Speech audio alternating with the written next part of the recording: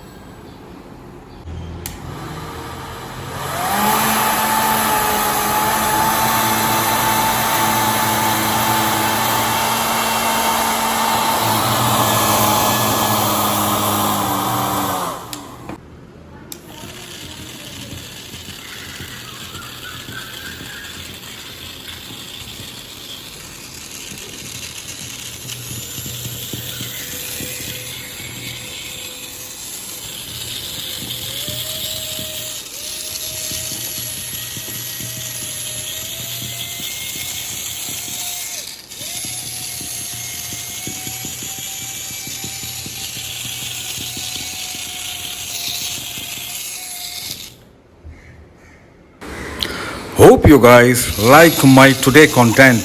Please like, subscribe my YouTube channel. Thank you so much. Take care. Have a nice day. Bye bye.